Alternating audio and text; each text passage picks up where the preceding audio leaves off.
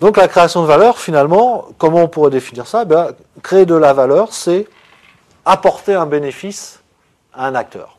Mais il ne faut pas prendre le terme de bénéfice au sens comptable du terme. Le bénéfice, il peut être totalement qualitatif, totalement immatériel. Donc dès lors qu'on apporte un bénéfice à un partenaire, on va appeler ça comme ça, de l'entreprise, eh bien, il y a création de valeur pour ce partenaire.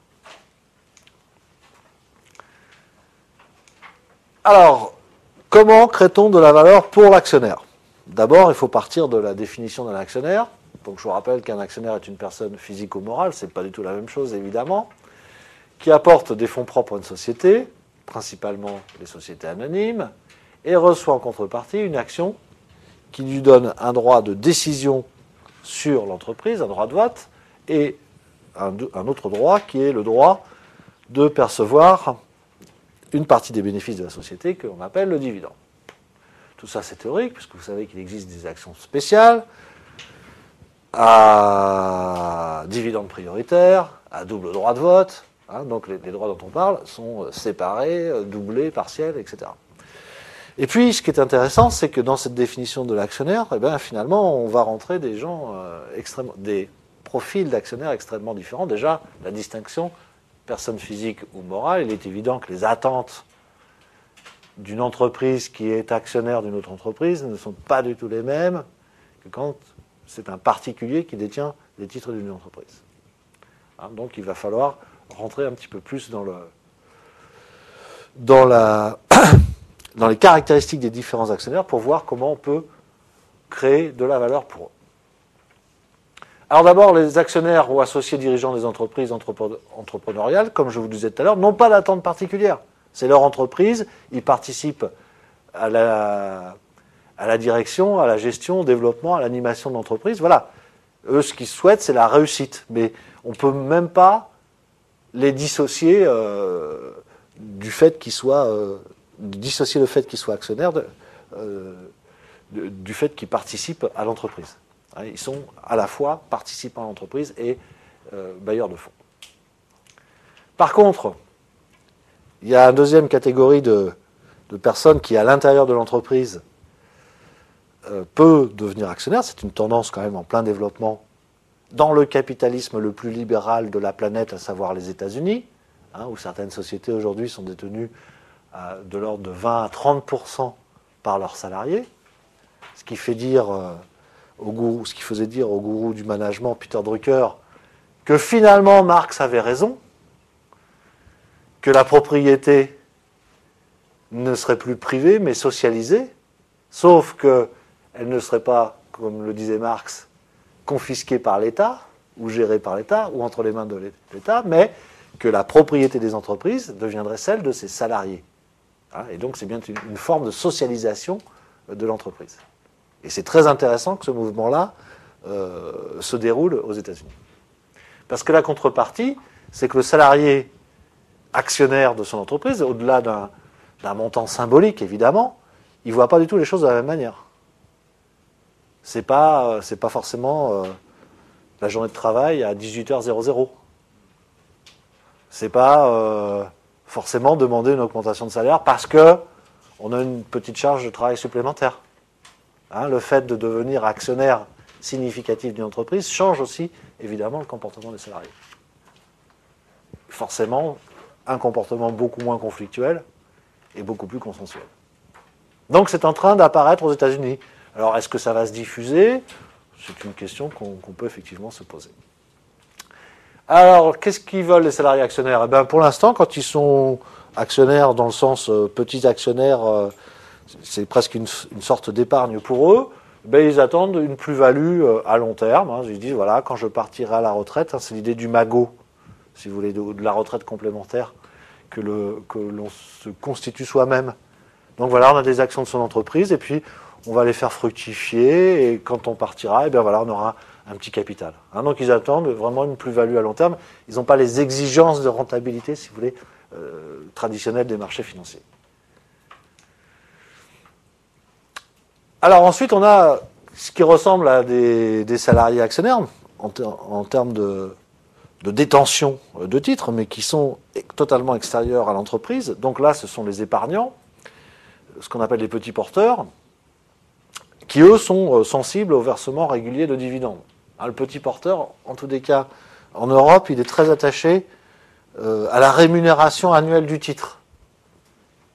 Il semble confondre les marchés financiers et la caisse d'épargne, en quelque sorte. En tous les cas, il va falloir lui apporter satisfaction de ce point de vue-là. Mais il est aussi sensible à autre chose. Il veut être écouté. Le petit actionnaire aujourd'hui, ce qu'on appelle les minoritaires, veulent être absolument pris en compte dans les décisions affectant l'entreprise. Ils veulent être pris en compte, leur intérêt doit être pris en compte par les conseils d'administration, soyons clairs. Et on s'aperçoit qu'il y a toute une modification des règles de gouvernance, des règles institutionnelles de la société anonyme en France, destinées précisément à prendre mieux en compte les désirs et les souhaits des actionnaires minoritaires. Donc il y a une revendication aujourd'hui d'actionnaires minoritaires qui se regroupent en club d'actionnaires. Et du coup, il peut peser parce que le club d'actionnaires peut représenter des pourcentages intéressants des droits de vote. Et donc ces petits actionnaires, aujourd'hui, sont en recherche de reconnaissance de la part des entreprises. Et là aussi, encore une fois, quand on regarde ce qui se passe dans les rapports d'activité des entreprises du CAC 40, on s'aperçoit qu'on prend en compte ça, qu'il y a des modifications institutionnelles pour leur apporter satisfaction. Donc, on ne peut pas dire que le petit actionnaire ne recherche que le dividende. Aujourd'hui, il cherche de la reconnaissance. Et puis après, on a les lourds. Les lourds, ce sont les fonds de pension spéculatifs. Alors pourquoi je dis spéculatif ? C'est pas une injure. C'est qu'il y a des fonds de pension qui sont éthiques. Donc il faut distinguer les différentes vocations des fonds de pension. Qu'est-ce qu'un fonds de pension spéculatif ? C'est un fonds de pension qui essaye de maximiser le fruit de sa participation dans une entreprise. Pourquoi ? Parce que lui-même, il gère les capitaux qu'on lui a confiés, que les futurs retraités américains lui ont confiés. Donc il optimise les versements de ses propres adhérents et donc il cherche le rendement le plus rapide et le plus élevé à l'intérieur de sociétés. C'est ça que ça veut dire spéculatif. Alors, ils attendent une rentabilité financière. Alors, ce chiffre mythique de 15%, il est assez extraordinaire. Bon, c'est un symbole.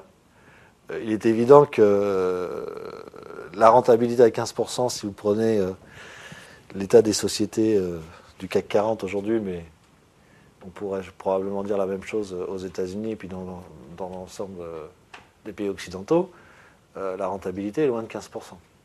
Donc c'est 15% quand tout va bien. Quand tous les clignotants économiques sont éteints et quand vraiment la voie de la croissance est retrouvée. Mais voilà, c'est un chiffre mythique sur lequel on peut se baser. Et encore aujourd'hui, quand on voit des sociétés, ça arrive encore, qui ont des rentabilités de 15%, des rentabilités financières. Donc, je vous rappelle, c'est la mise en rapport d'un résultat courant, par exemple. On peut prendre différents types de résultats, mais d'un résultat courant par rapport aux fonds propres. C'est ça la rentabilité financière. Donc c'est ce que ça rapporte directement aux actionnaires, contrairement à la rentabilité économique. Ce qu'elle rapporte à l'ensemble des apporteurs de capitaux. Donc eux, ils ont ce genre d'attente. Le problème, c'est que quand on n'arrive pas à ces résultats, ils s'en vont d'un seul coup, les fonds de pension.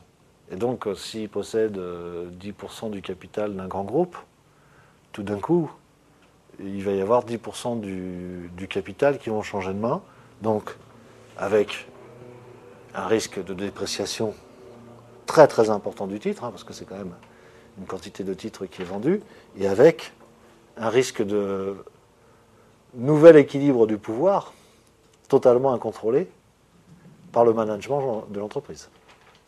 Donc l'action de ce type d'actionnaire n'est pas du tout anodine sur le fonctionnement des entreprises. Les fonds de pension éthiques, qui eux misent uniquement sur des sociétés qui ont été sélectionnées dans l'attente de leur comportement qui est justement socialement et écologiquement responsable. Et il y a ces fonds de pension éthiques qui sont en plein développement, réalisent de très bonnes performances, plutôt meilleures que la moyenne des sociétés cotées, mais en même temps, évidemment, cherchent aussi une performance économique intéressante. Parce que les gens qui leur confient des fonds, si vous voulez, ils sont intéressés à la fois par le bon comportement des entreprises, mais ils sont aussi intéressés par le rendement de leur épargne. Donc c'est en plein développement, il y en a plusieurs centaines en France, des fonds de pension éthiques, et ça draine un pourcentage de plus en plus considérable des capitalisations. A l'inverse, et un peu pour l'anecdote, les Américains ont créé les Vice Funds, les fonds du vice, où vous retrouvez dedans toutes les valeurs un peu contestables, d'activités un peu contestables, c'est-à-dire les casinos, jeux, les ventes d'armes, les boissons, le tabac. Et ce qui faisait plaisir, c'est qu'il y a quelques années, les Vice Funds rapportaient moins que les fonds éthiques. Donc il semblerait y avoir une morale en économie.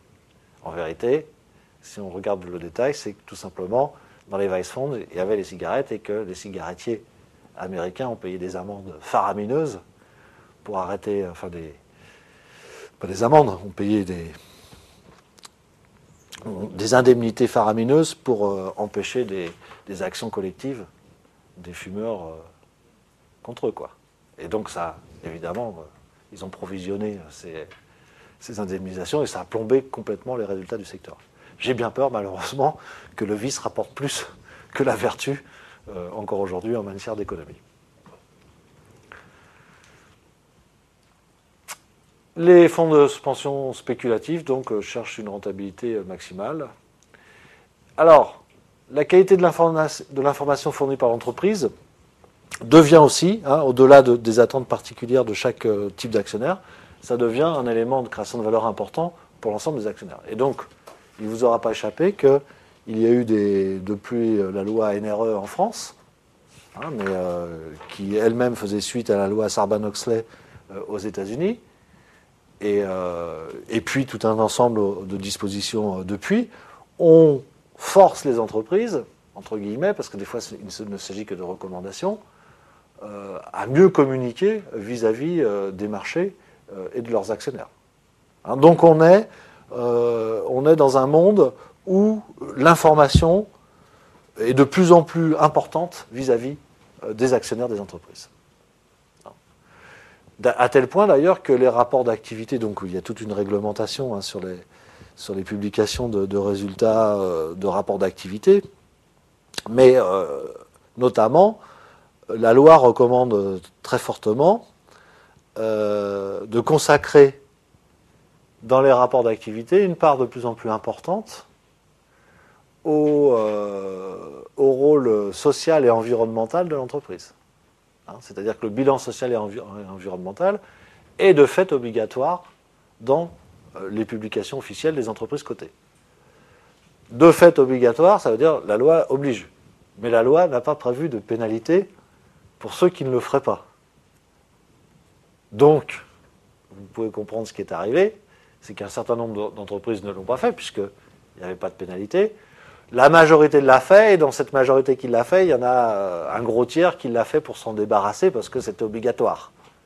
Mais il y a des entreprises qui jouent le jeu et qui publient effectivement un bilan, notamment environnemental, extrêmement complet. Le bilan social, déjà, c'est un document qui est obligatoire pour les grandes entreprises de publier chaque année, d'élaborer chaque année un bilan social. La seule différence, c'est un peu plus complet et que c'est publié, c'est public. Donc, n'oubliez pas cette diffusion de l'information qui aujourd'hui fait partie de la création de valeur pour les actionnaires.